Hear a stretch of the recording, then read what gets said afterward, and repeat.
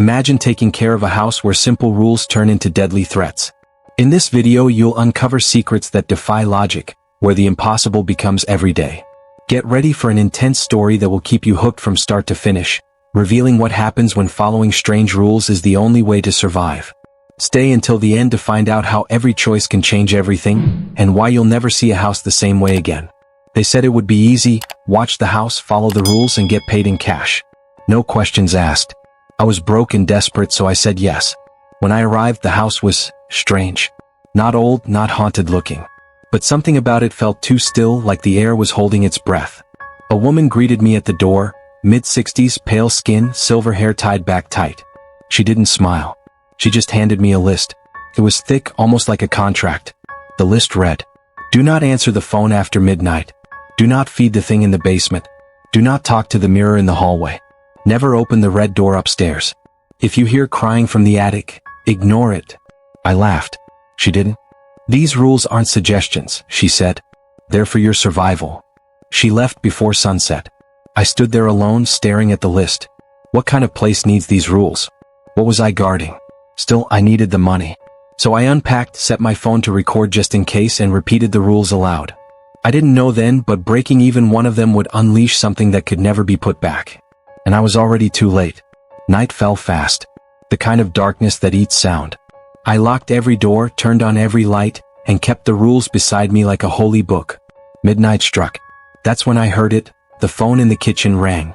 A sharp, old-fashioned tone that didn't match any device I'd seen earlier. I froze. The rule echoed in my head: do not answer the phone after midnight. But it rang again. And again. Louder each time. I stood in front of it, heart pounding, watching the caller ID flicker. Unknown number. Then the screen went blank, and still it rang. After the 10th ring it stopped. I exhaled. Relief. Then the lights flickered, just once, but enough to make me feel the house noticed I'd hesitated. I checked the hallway mirror. Rule 3. It was just my reflection. But my reflection didn't blink when I did. I backed away slowly. That's when I heard a thud from the basement door. Like something heavy had hit it from the other side. I hadn't touched the basement, but it sounded like something was now awake down there. And maybe hungry. The silence after that was worse than the noise, because now I knew I wasn't alone in this house. And the night was just beginning. I didn't run. I wanted to, but the rules were clear: do not leave the house until sunrise. So I grabbed the paper again, hoping I'd missed something. Rule number 6. If the basement door knocks 3 times, knock back once. Then wait. My hand shook as I approached it. I heard it again. Thud. Thud. Thud. Deliberate. Measured. The house was waiting for my reply, like a game. Like a ritual. I raised my hand, terrified, and gave a single knock. Then, silence. Followed by the sound of the lock turning on its own. The door creaked open, just enough to reveal darkness. But in that black void, a face stared up at me. Pale, eyeless. Smiling. It didn't move. Neither did I. I closed the door gently, heart slamming in my chest. I didn't dare look again. I sat on the couch, knees tucked to my chest, gripping the rule sheet like armor. The clock read 1:13 a.m. Still hours to go. Then I noticed, the television turned on. Static. Then whispers. A woman's voice repeating, "He's already inside. He never left." I turned it off. But the screen stayed on. And the whisper got louder. Who was he? And what did she mean, he never left? Because suddenly, the house didn't feel like it wanted to protect me anymore. It felt like it was trying to trap me. I ran to the front door, out of instinct, not logic. But the rule sheet screamed in my head: never open the main door before sunrise. Still, I grabbed the handle. It was ice cold. I turned it. Nothing. Deadlocked. But then I noticed a note taped to the window. It wasn't there before. It read, "You broke the rhythm. Now he's not bound." My breath hitched. I had knocked too late. I backed away slowly. That's when I heard the footsteps upstairs. Deliberate. Slow. Something was now moving freely. I whispered to myself, reading the next rule aloud: if you hear steps above, do not look up. Do not acknowledge the ceiling.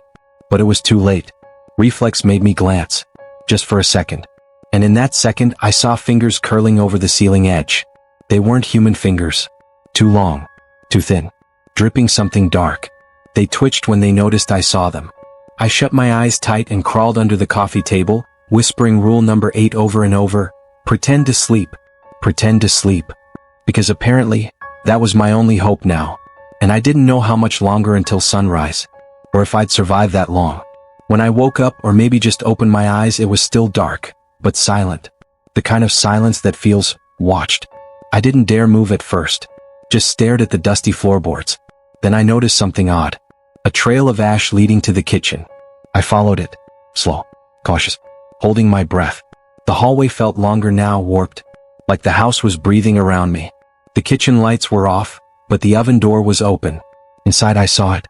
Not food, not fire. A human tooth, resting on a plate. Beside it, another note, burned around the edges. You're doing well, but he is hungry. Feed him or be fed to him.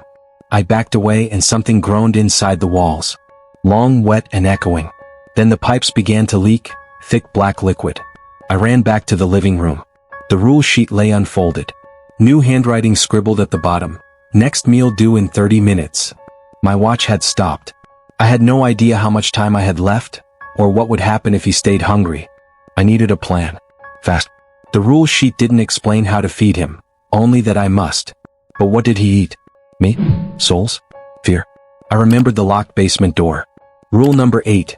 Never open the basement door unless rule number 6 is active. But there was no rule number 6. I approached it anyway. Each step made the air colder, the wood beneath me crack louder. My flashlight flickered, then died completely. But the door opened on its own. Inside, the scent of rot hit me. Walls lined with mirrors. And in each one, a different version of me. They stared back, mouths moving. No sound, just miming. Repeating one word over and over, sacrifice. In the center of the room, a table. On it, a knife and a photograph. My face, crossed out in red ink. My hands trembled. A cold wind circled me like breath. Then I saw it, a shadow without a source, moving toward me. I ran, slamming the door behind me. The house howled in rage. The rule sheet flared with fire and revealed a new rule: you've seen too much. The house turned against me. Walls pulsed like veins, doors vanished, and the lights bled red. I wasn't a guest anymore. I was prey. Rule number 11 appeared on the wall in dripping ink. If the house shifts, don't run. It only chases what's afraid. But fear had already won. I pressed my back to the hallway, breathing shallow, trying to slow my heart. But every creak sounded closer. Every whisper sharper. That's when I saw her. A girl, 7, maybe 8, pale, barefoot, hair soaked as if pulled from a lake. She pointed behind me. I turned. Nothing. When I faced her again, she mouthed, "He's inside you." Then vanished. Like fog under sunlight. Rule number 12 shimmered above me. If you see the drowned girl, it's too late. I fell to my knees. Something writhed beneath my skin. In the mirror, my eyes were no longer mine. Something else stared back. Smiling. Waiting. And then, it blinked. I had to end it. Burn the house, break the rules, whatever it took. Because this wasn't a haunting. It was a possession in progress. I stood outside, the house engulfed in flames. It screamed, not with cracking but voices. Hundreds. Maybe thousands. Begging. Cursing. Laughing. My skin still crawled. The mirror's reflection, his reflection, still flickered in the corners of my vision. Was the house gone, or had it followed me? In my pocket, I found one last rule, scorched but legible. The house is wherever you are. It only needs belief to return. I haven't slept since. The rules play on repeat in my mind. The whispers echo behind every door. And the girl, she waits by my bed. If you're watching this, don't just scroll away. Look around. Are the rules in your house changing too? Because some homes don't trap your body. They trap your soul. And the moment you question it, that's when it knows. Subscribe if you want to survive. This isn't fiction. It's a warning. And I've got more stories from those who broke the rules and never came back. Next video drops soon. Stay awake, stay alert, and whatever you do, never ignore the rules.